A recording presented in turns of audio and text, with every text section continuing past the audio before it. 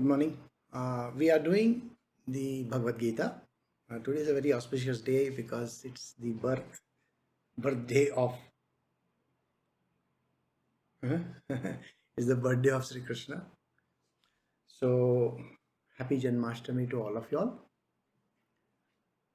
So we will begin over here. We are doing chapter 5. This is the Bhagavad Gita chapter 5. We had completed till verse 25. So we are going to do towards 26 onwards.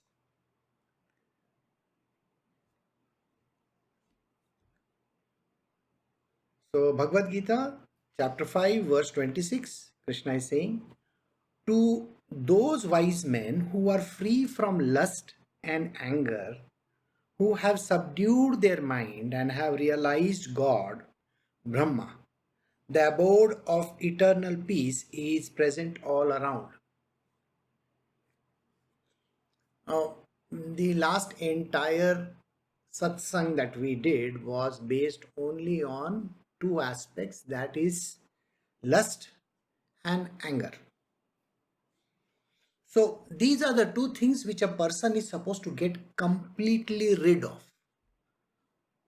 because the first one is all about desire. Lust does not actually mean lusting for another human being. It could mean you are lusting for any object, thing, place, whatever. It does not really matter. Last week somebody had asked me a question. Suppose if I love my dog, would you call that a desire? Of course, it's a desire. You are loving your dog.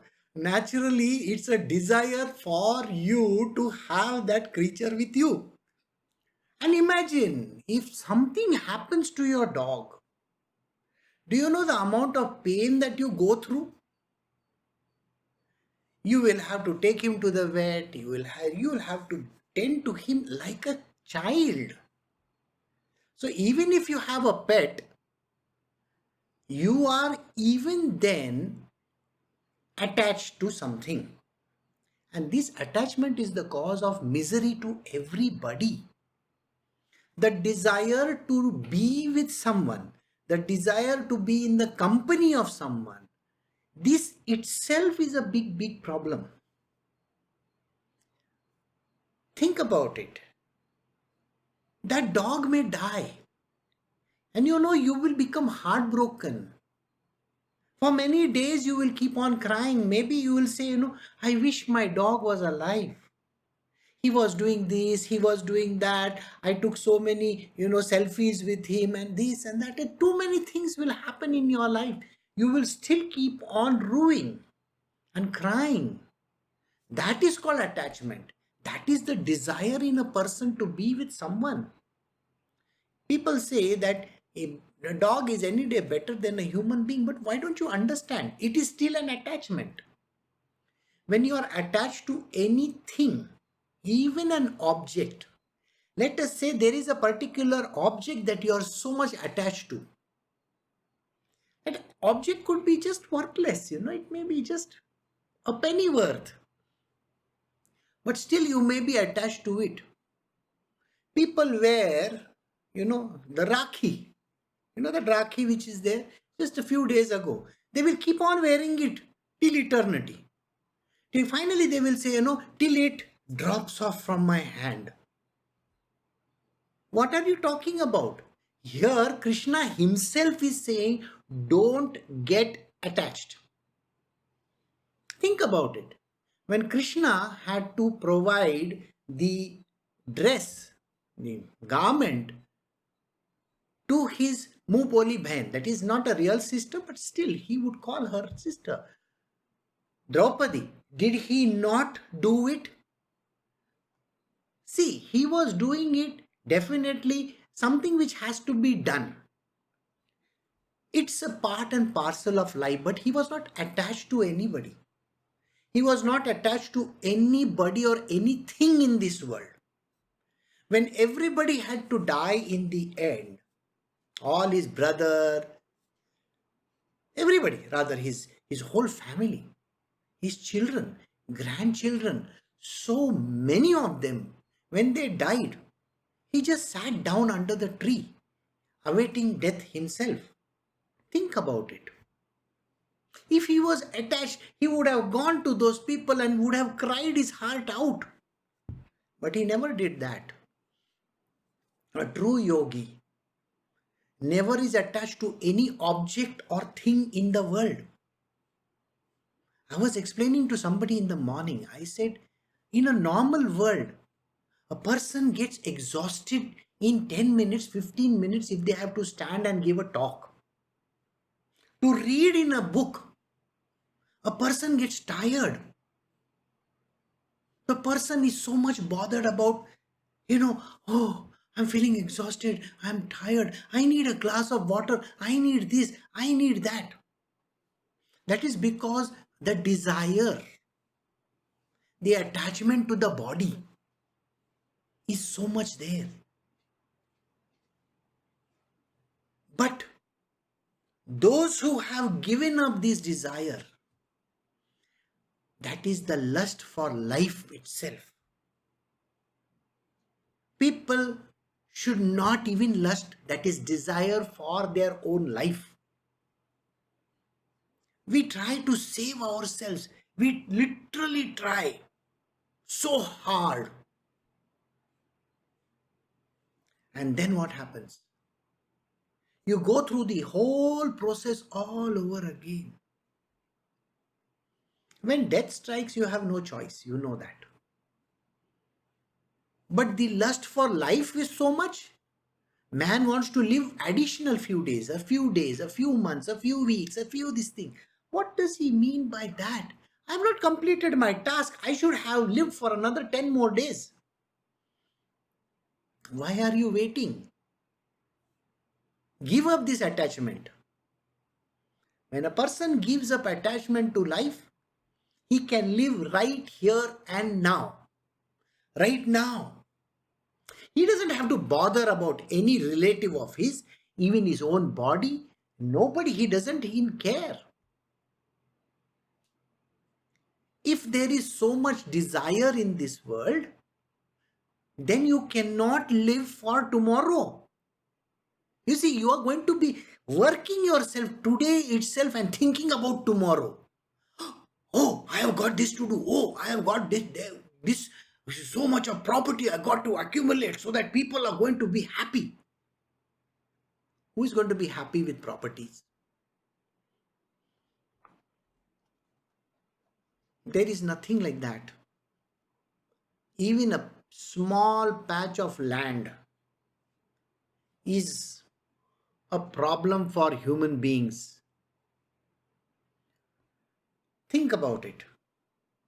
You may have a few cents of land, maybe 100 square feet. Forget 100 square feet. Even a grave, the land which you have for grave, 3 by 6, that is it. A small grave patch. You know how many people would pay anything to get that patch? Think about it.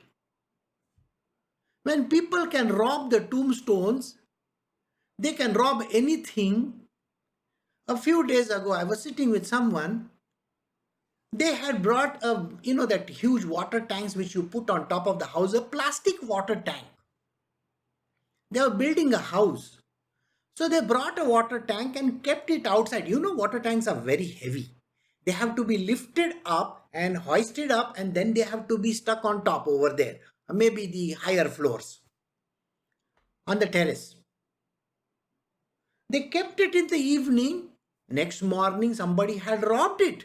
When they robbed the entire water tank.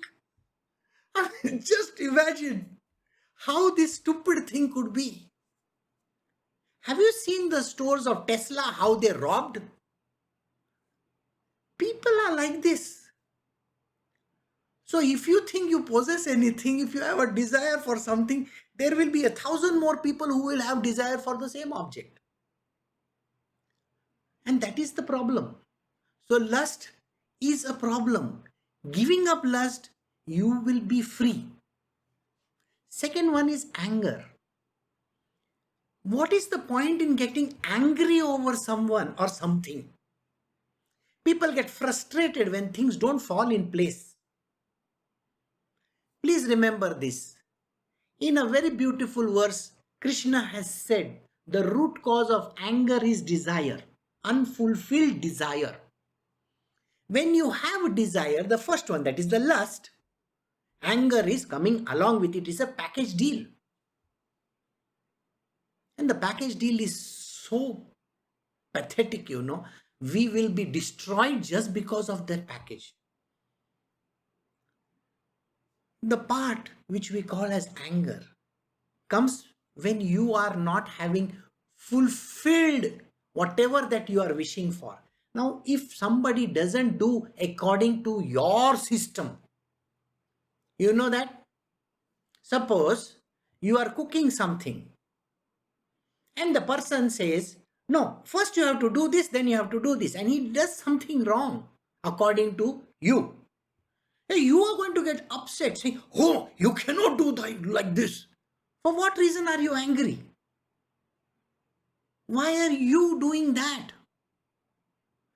It is exactly like, the dogs are barking at you and you, like an idiot, is barking at the dog. Now, the dog may be barking at your girlfriend, but why are you barking at the dog? Huh? For what reason? It's the same thing when somebody says something to me.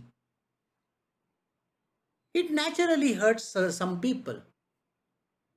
Yes. And they get upset and angry. Do you think my universe is such a petty thing that it will not take care of itself? You really don't know me then. The answer is very simple. A yogi doesn't even lift his finger to do anything.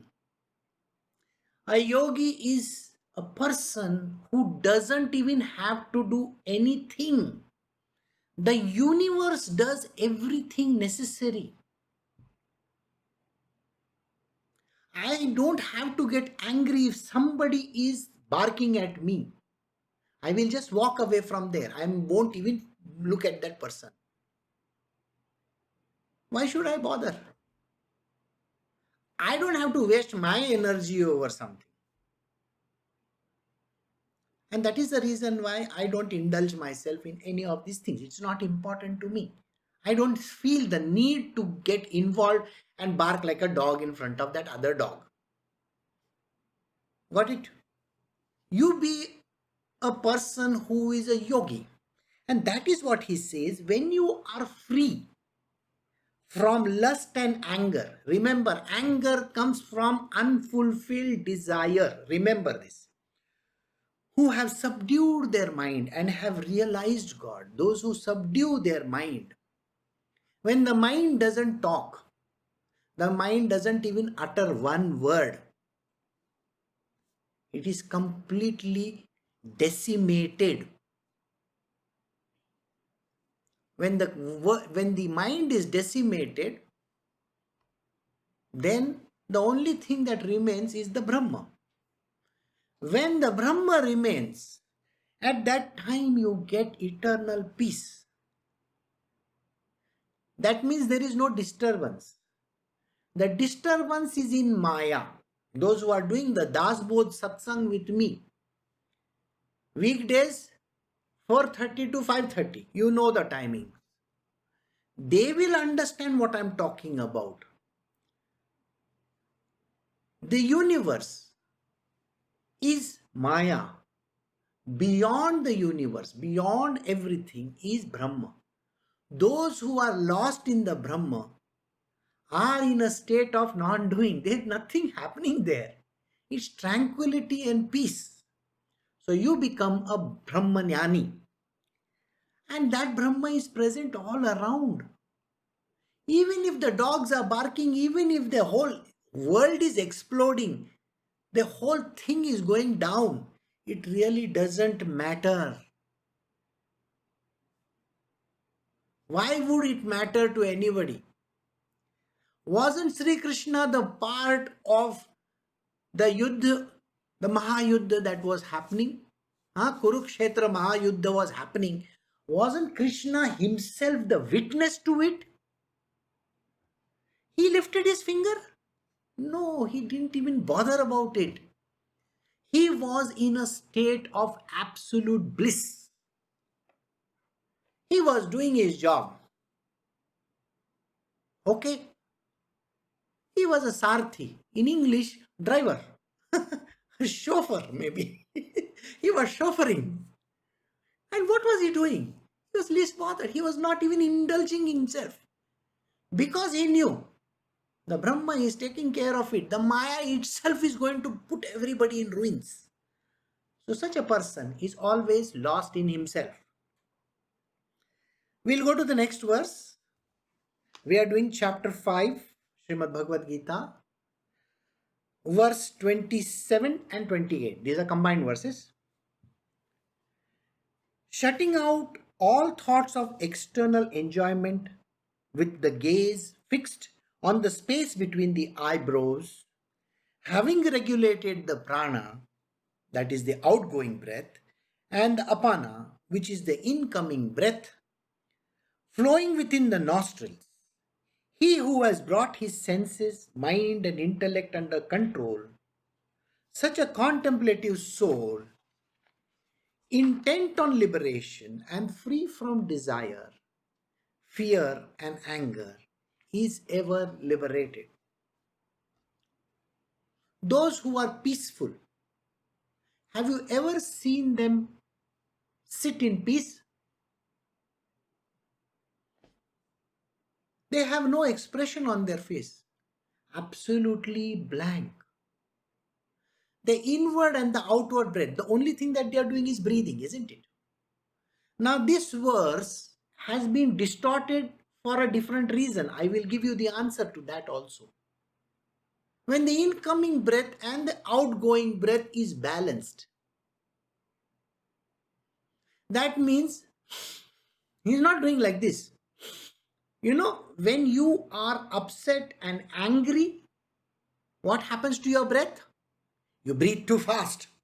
Have you noticed it? When you are running, what happens? You're breathing too fast. Are you not? What is Krishna saying over here? He is saying simply the inward breath and the outward breath are in a natural flow. Comes in, goes out. What is he doing otherwise? His eyes are also normally closed. There is nothing to see. What is there to see? If I want to blank out my, the whole vision in front of me, what do I have to do? I can put my eyes right in front of my nose over here. Look at the tip of your nose. Your eyes will go like this, cross, isn't it? If I am looking straight, my iris is straight, isn't it? My pupils are straight. I'm looking straight. But when I'm bringing my eyesight closer, my vision is closer, I'm cutting off everything from far away, isn't it? Am I not removing the entire field of vision? When I eliminate the field of vision, that means nothing is disturbing me in my field of vision. The entire horizon that is there in front of me, 180 degrees, extending outwards, is completely zeroed over here, and I put my vision on my nose, which means I'm basically not seeing anything. I have brought my vision over here. I don't have anything in my vision. My eyes may close at that time also. Doesn't matter. And when my eyes literally close, the breath is coming very steadily. Absolutely steady breath. It is exactly the breath when I am asleep. Like that. Alright? So when that happens, your mind activity comes to a complete standstill. There is no activity anywhere in the mind happening because you have shut down your eyes. Your ears are not even listening to anything. Your nose is not trying to smell anything. You are not speaking to anyone. You are sitting down over there peacefully. This is a tranquil state. Those who have gone to Sri Rangam can observe the tranquil state of, the Ranganatha Swami temple that is over there. You can see the state of the saint sitting over there. Some of you might have seen in the newspapers an article about a Buddhist person who was sitting in meditation for I think 200 or 300 years.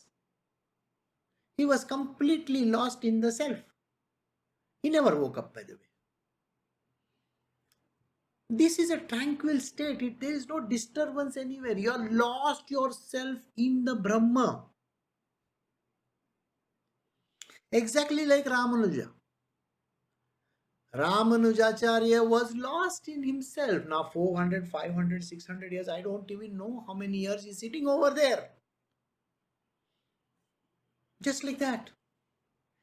In a state of bliss. So this is what he's talking about. Now this verse has been distorted to think Krishna is saying, watch your breath.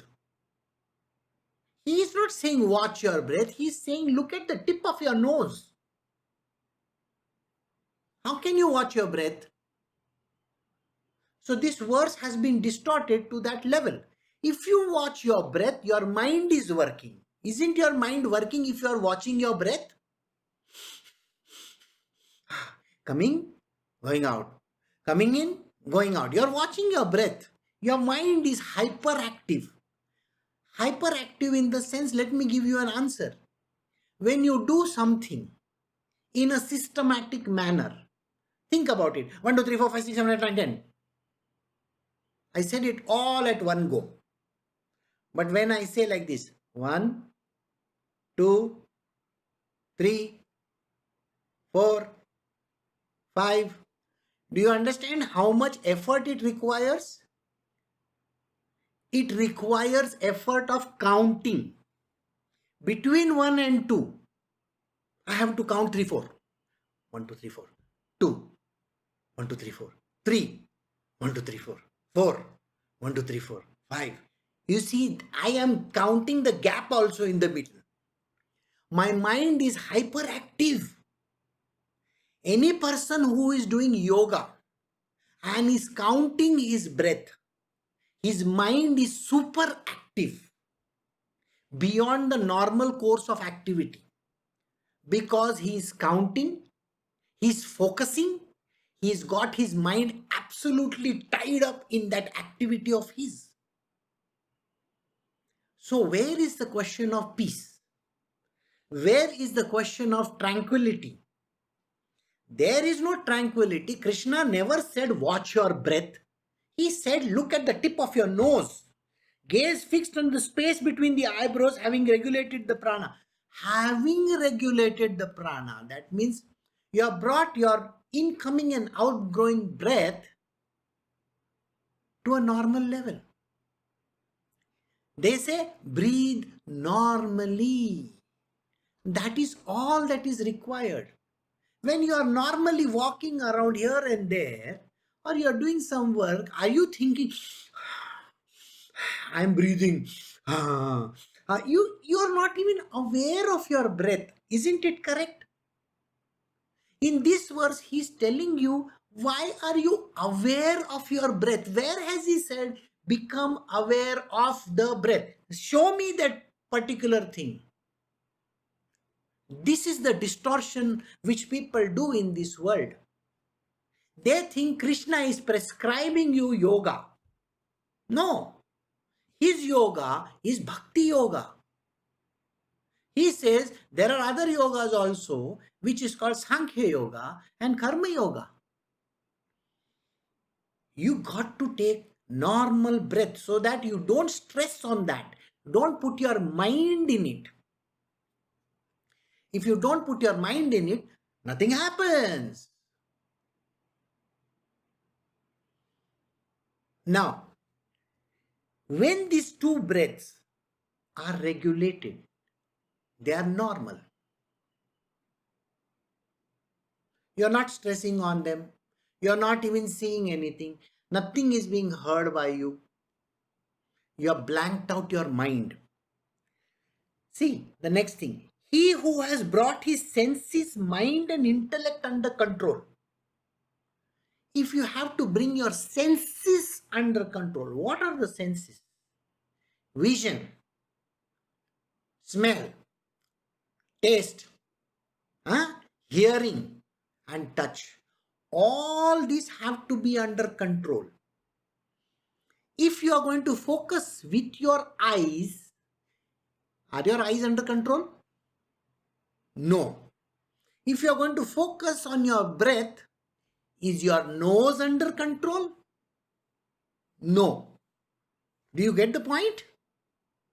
If your nose is not under control, and if your mind itself is so disturbed, I am sitting in meditation. What meditation?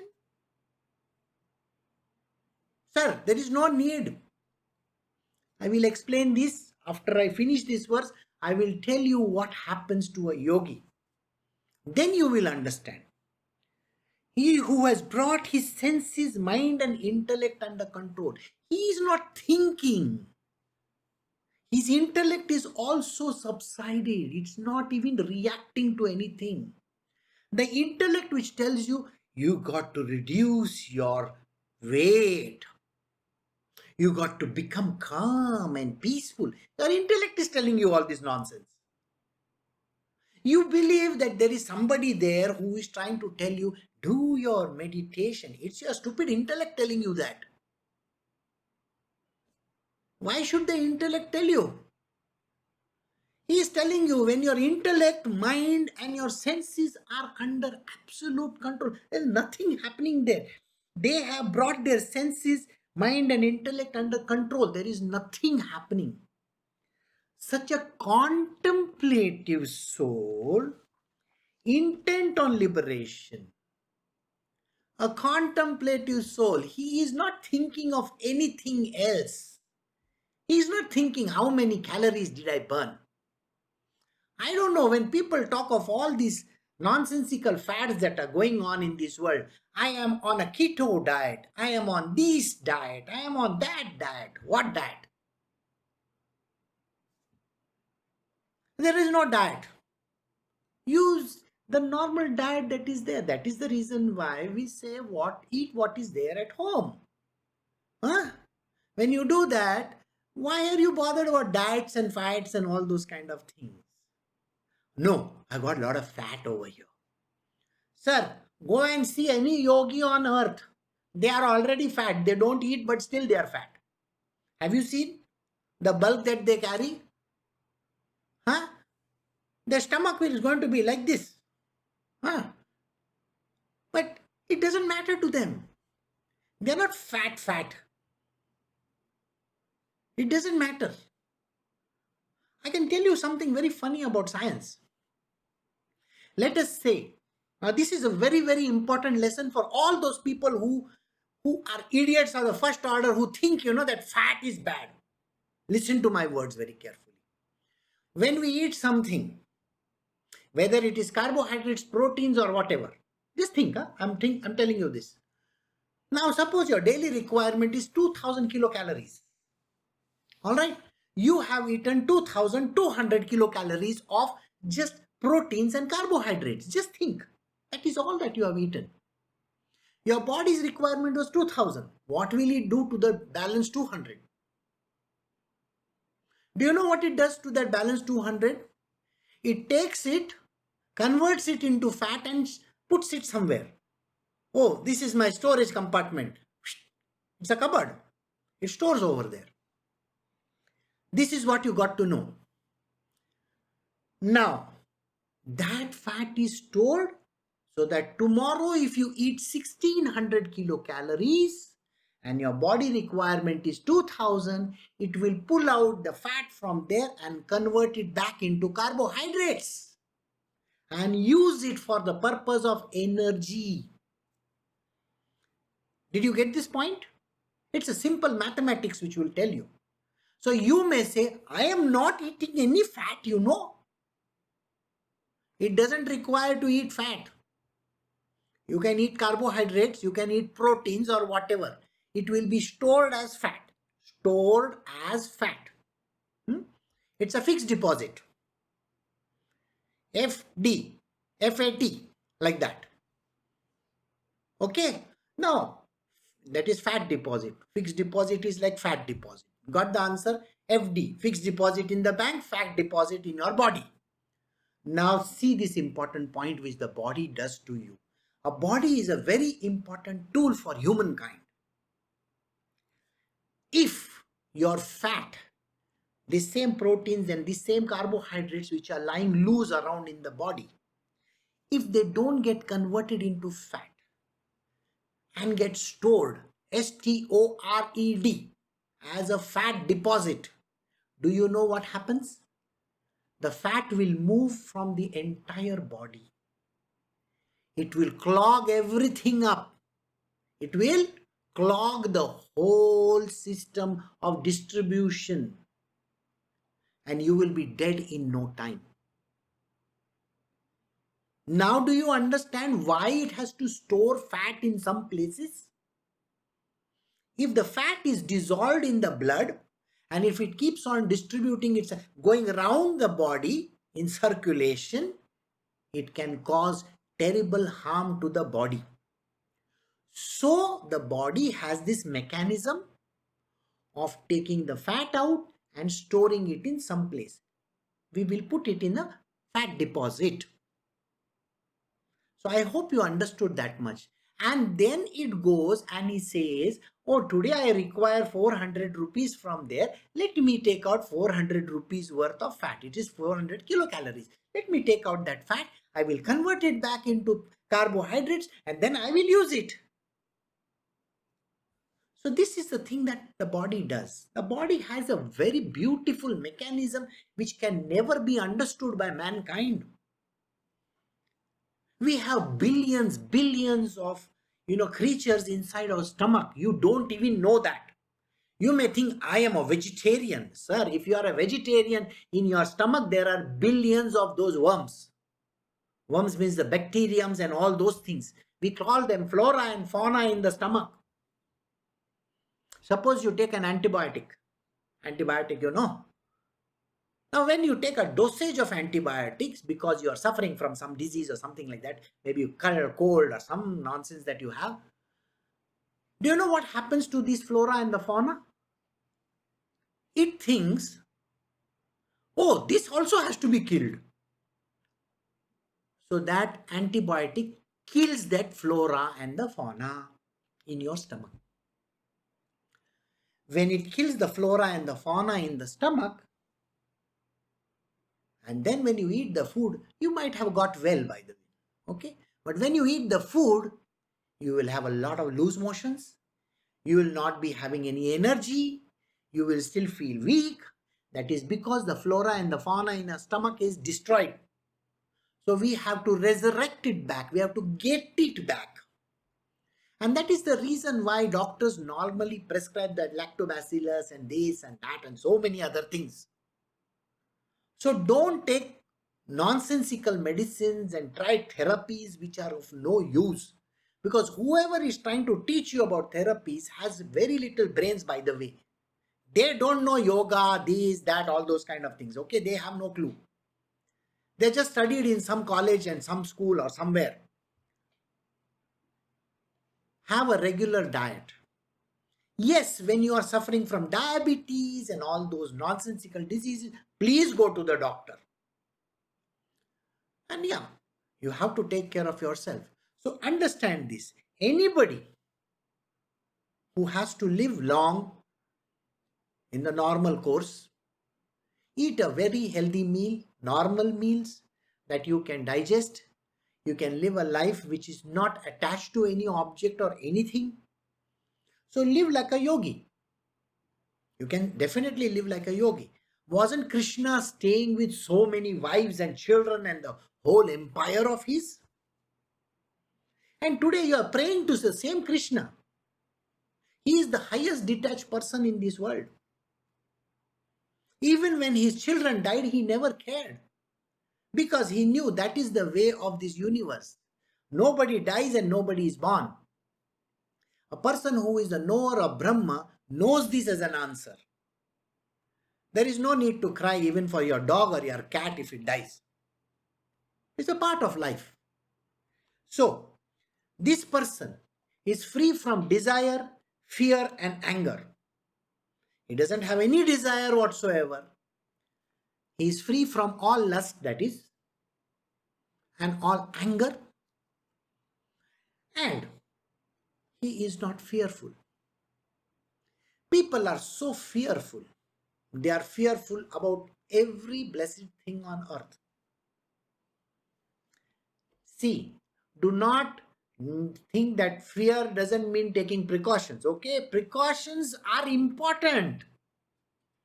It doesn't mean that you have to be a stupid person and face some stupid ailment over there. No, coronavirus. I was reading about an idiotic woman. You know what she did? She came to know that she was corona positive. Okay, she had coronavirus. 48 hours later, she fixed up an appointment with her person who does the nails, in the salon. And she took a salon appointment for doing her nails. Prior to that, there was a WhatsApp message that was exchanged between the owner of the salon and this woman in United States. This woman says, if you are having any symptoms, if you are not well, please do not come. Otherwise, other people are going to get affected. This woman wrote, no, it is all right. And she came. After she had finished the whole thing, then she says to the person, now you please quarantine yourself because I am corona positive. I mean, just imagine the stupidity of this person.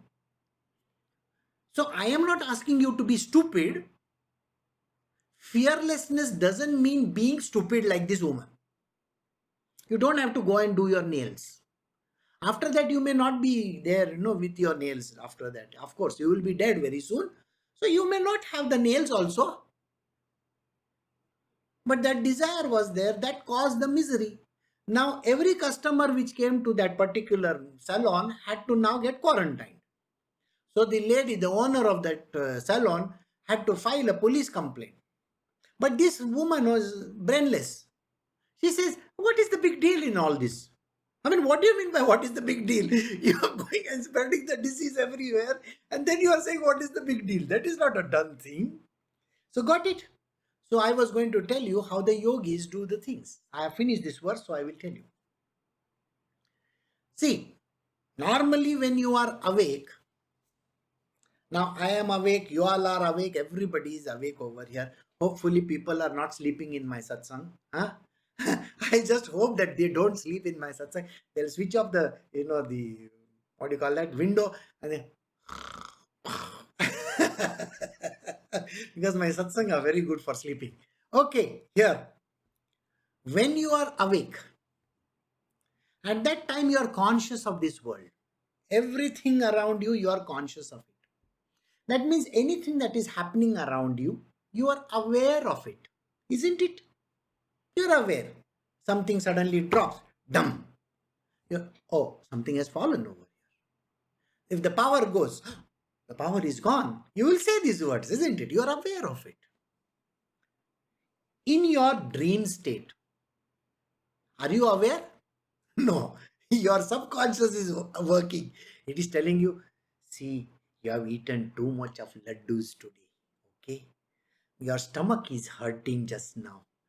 And because of those extra laddus that you have eaten, you are going to be sick now. So then subconsciously it is telling you you have eaten something wrong.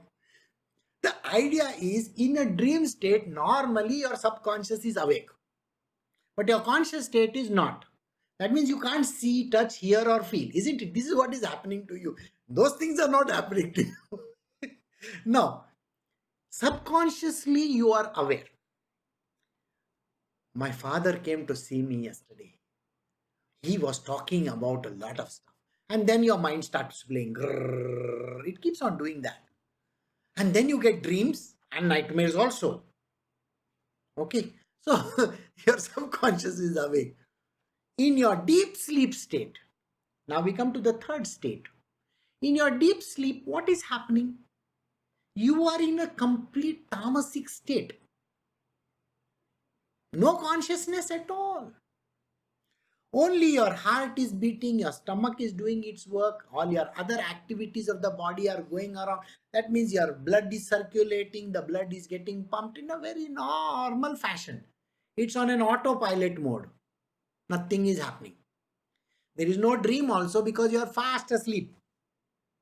So the conscious state is not there at that time. Okay? So you are in a non-conscious state, but in a tamasic state. So these three states you understood. In the waking state, you are conscious of the whole world. Now, I want you to think about it. When you sit in front of your guru, when a person sits in front of the guru,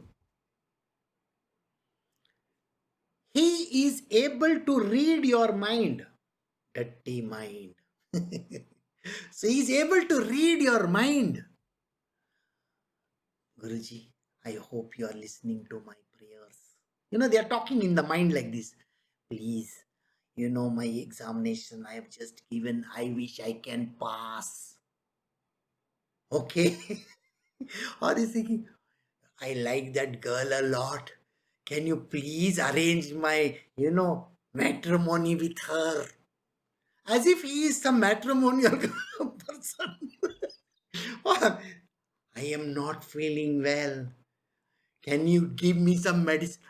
As if he is a doctor. But the guru, the person who is a master, he doesn't need communication of any sort.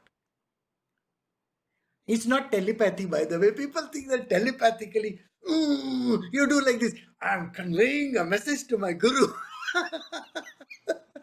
Telepathy doesn't require that kind of an effort. Only Mandrake could do it, not you. Okay, let us come back to this. So the guru is there sitting. He's not even looking at you. Okay? He is doing something. He is talking to somebody else maybe.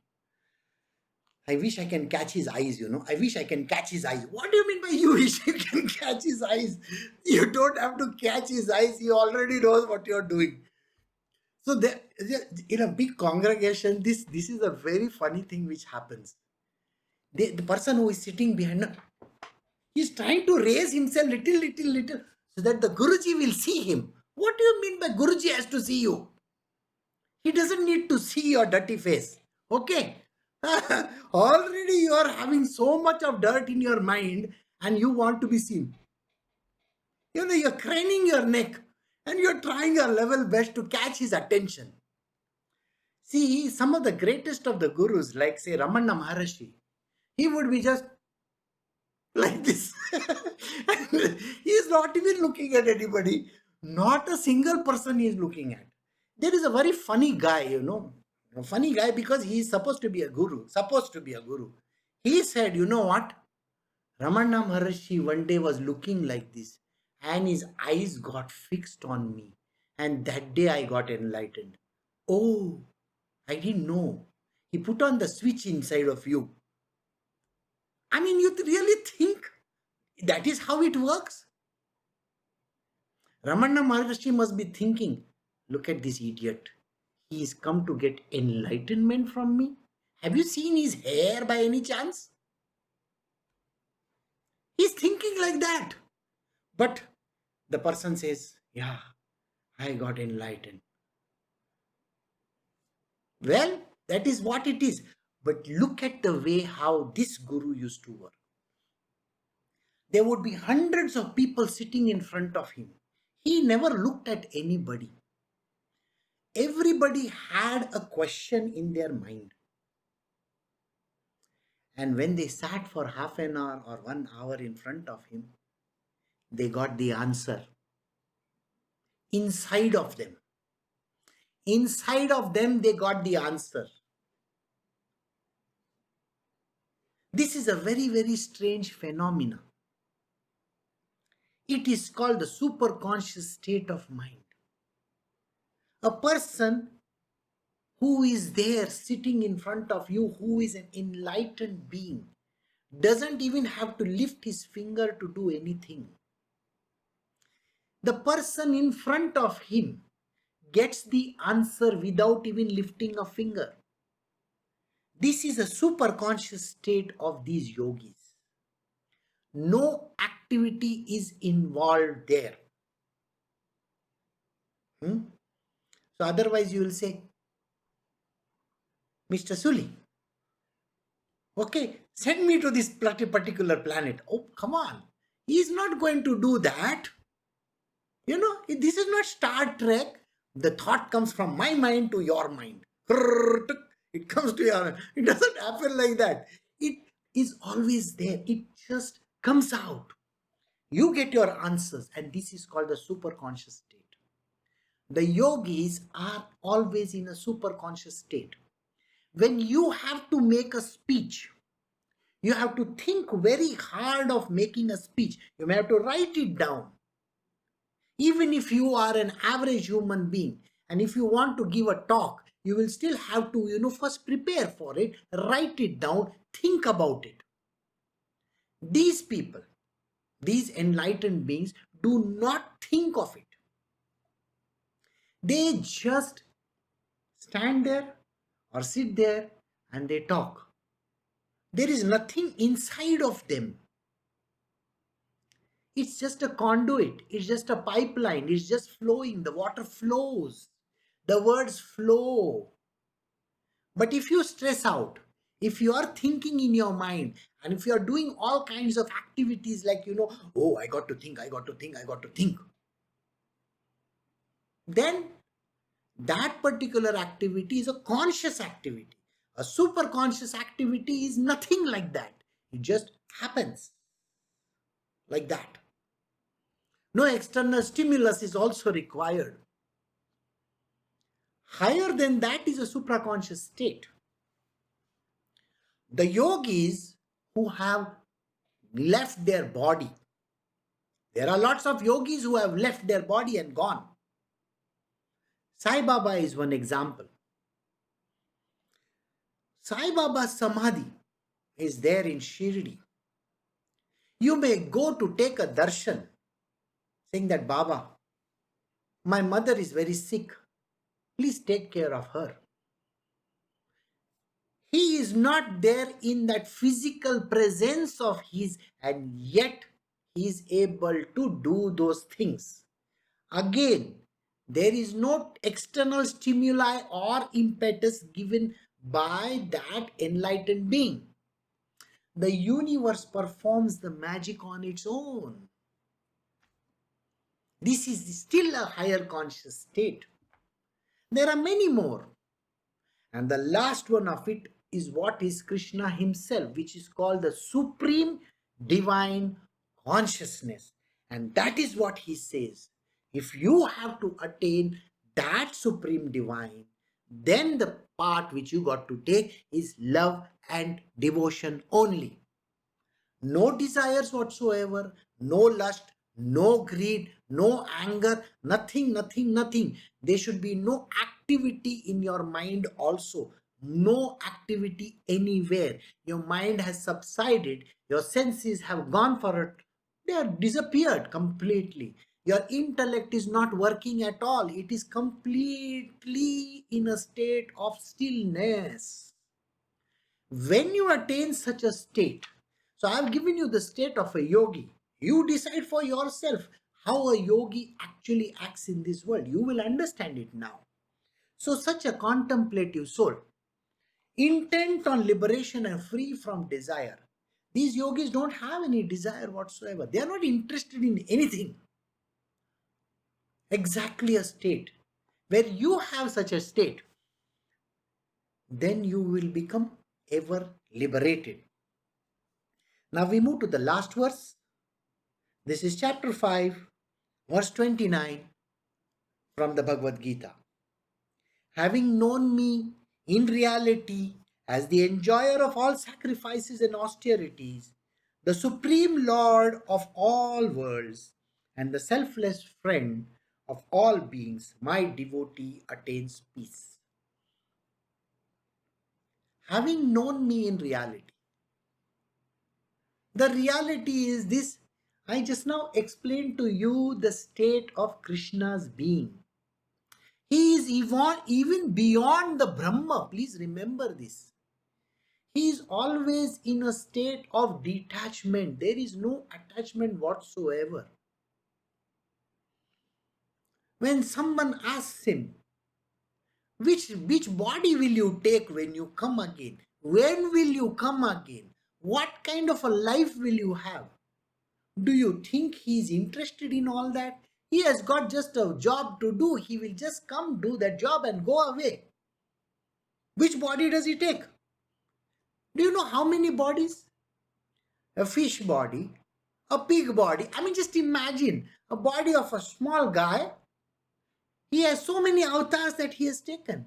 Has he ever bothered to say, no, no, no, no, no, no, I am God Almighty. I can't become a fish. See? And when I tell you in your next life you are going to become a vermin, you are afraid of it. Oh, I don't want to become a vermin. But Krishna is related to anything. He wanted to become a pig in one of his life. He came as a pig also. See, it's a Vishnu avatar, isn't it? Vara avatar. And after that he was refusing to go back. So they had to kill him. Shiva had to come kill him to go back. So you know the story. But you are so attached to your body. Would you want to become a pig? No, I don't want to become a pig. Horrible creatures, you know. Well, then if you don't want to become a pig, why don't you want to get liberated in this life? So in Krishna's world, he is ever liberated.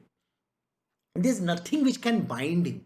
You know the reason why nothing can bind him?